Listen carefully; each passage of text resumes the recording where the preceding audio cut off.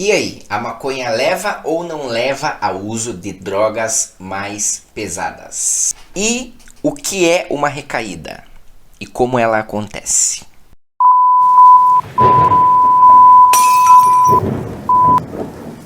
Daí pessoal, tudo bem? Meu nome é Moroni Bonvaquedes Ramos, sejam bem-vindos para mais um vídeo, vocês estão no canal Mente SA. Quero agradecer a todos vocês que estão se inscrevendo no canal, assistindo aos vídeos, dando like, compartilhando. E principalmente aqueles que estão comentando, porque o feedback é muito importante para mim, para que eu possa melhorar os meus vídeos e também meu conteúdo. Quero dizer também que os vídeos não vão ser focados apenas em questões sobre drogas, adicção, recuperação e coisas do tipo. Eu vou estar falando também sobre questões da mente humana, porque o canal é Mente SA, né? Mas esses primeiros vídeos, até por questão de afinidade, eu tenho falado mais sobre isso. Vou estar falando também em vídeos futuros sobre os 12 passos da recuperação. Vou falar também sobre tratamentos alternativos com plantas e raízes de cunho espiritual religioso, como ayahuasca e bogaína e outros assuntos. Então se inscreva, compartilhe o vídeo para que mais pessoas também possam ter acesso a esse conteúdo. Então vamos lá. A pergunta a maconha leva ou não ao uso de drogas mais pesadas é uma pergunta bem complexa e não tem como você responder apenas com sim ou não. E ela também tem contextos bem diferentes para serem analisados. E eu vou colocar algum desses contextos aqui hoje para que vocês possam entender um pouco do que eu estou falando. Um dos argumentos mais usados por quem é contra a legalização da maconha é de que se as pessoas começarem a usar maconha, elas vão acabar enveredando em drogas mais pesadas, como cocaína e crack. E colocando dentro do primeiro contexto que eu quero apresentar para vocês, que é o contexto químico da droga, isso não é verdade, isso não é um fato. Porque uma pessoa ela só vai sentir vontade de usar uma droga ou alguma substância psicoativa caso ela já tenha experimentado aquela substância antes. Uma pessoa não vai acordar e de repente sentir vontade de usar cocaína, crack ou sei lá, até de beber álcool, por exemplo. A não ser que o indivíduo experimente uma droga, não tem como essa pessoa vir a sentir vontade de usar alguma coisa que ela nunca sentiu como é. Então, por exemplo, se uma pessoa ela bebe bastante, um alcoólico, realmente uma pessoa que tem problema com álcool, mas ela nunca usou maconha, nem cocaína ou qualquer outra droga. Por mais que essa pessoa tenha um vício em uma droga, em uma substância específica, nesse caso o álcool, ela não vai sentir vontade de usar crack, sendo que ela nunca usou.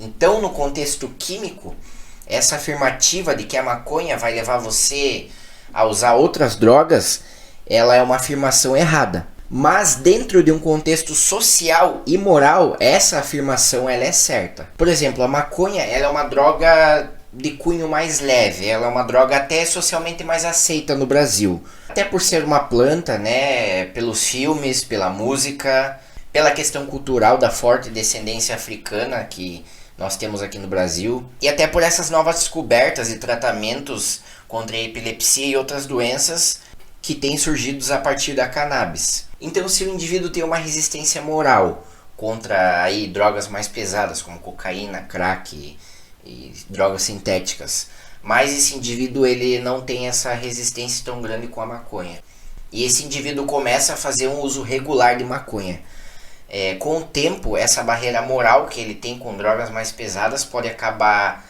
cedendo e ele pode vir aí a experimentar essas drogas. Por exemplo, eu tenho amigos e conhecidos que hoje em dia são usuários de crack, mas há 3, 4, 5 anos atrás jamais teriam a coragem de experimentar o crack. Mas eles eram usuários aí regulares de maconha e acabaram enveredando para drogas mais pesadas por conta dessa barreira moral deles que acabou cedendo. Então, olhando por esse contexto, a afirmação de que alguém que usa maconha pode ir para drogas mais pesadas é certo. Então nós já temos dois contextos aqui. O de que essa afirmação não cabe dentro e o contexto na qual essa afirmação cabe. Uma coisa também que é interessante de falar, uma curiosidade, é de que se algum, por exemplo, um ex-usuário de cocaína, ele foi lá, ele era um usuário, ele parou de usar e ele já está um tempo sem usar. Se ele usa maconha, raramente, dificilmente ele vai ter a vontade de voltar a usar cocaína. Agora, se ele ingere bebida alcoólica, dificilmente ele não vai ter uma recaída com a cocaína. E esse é o segundo assunto que a gente vai conversar hoje, sobre a recaída. Segundo o dicionário, a recaída é a repetição da moléstia da qual a vítima já se recuperará. Então, o dicionário está falando pra gente que a recaída é quando existia no caso, uma moléstia, a pessoa se recupera e ela volta a repetir aquilo que afligia ela. Mas no contexto do uso de drogas, esse tipo de coisa não acontece repentinamente. O ato de usar a droga novamente depois de um certo tempo limpo é o final do processo de recaída.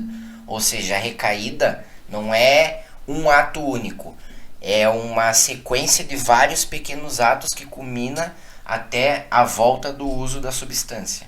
E esse processo, esses pequenos passos podem acontecer de várias maneiras. Uma das maneiras que acontece a recaída é com uma coisa que é discutido bastante durante o processo de recuperação, que é sobre pessoas, lugares e hábitos. Por exemplo, se o indivíduo tinha um costume de ir em algum lugar para fazer o uso da droga de preferência dele, ele vai lá, ele passa pelo processo de recuperação, ele deixa de usar droga, ele fica limpo. Mas depois que ele tá limpo, sei lá, 2, 3 anos, ele resolve ir naquele lugar de novo. Ele vai, mas ele não usa droga. Ele vai lá, ele fica lá, ele conversa com as pessoas, ele gosta de ir naquele lugar para pensar, para desestressar, talvez, não sei. E ele não usa a substância novamente. E depois ele vai de novo, e de novo, e de novo. O processo de recaída na vida desse indivíduo já começou, porque ele está indo no mesmo lugar que ele fazia o uso da substância, que era a substância de preferência dele. Então é um processo, ele iniciou o processo que vai fazer com que ele possa voltar a usar drogas novamente. Isso é o que se chama de autossabotagem, muitas vezes também de recaída comportamental, que é quando o indivíduo começa a mentir para si mesmo, falando que esse tipo de coisa não tem problema, o que na maioria das vezes faz com que a pessoa volte a ter o uso crônico de drogas. Então é isso aí, pessoal, muito obrigado por ter assistido esse vídeo até o fim. Não se esqueça de se inscrever no canal, de dar like ou dislike.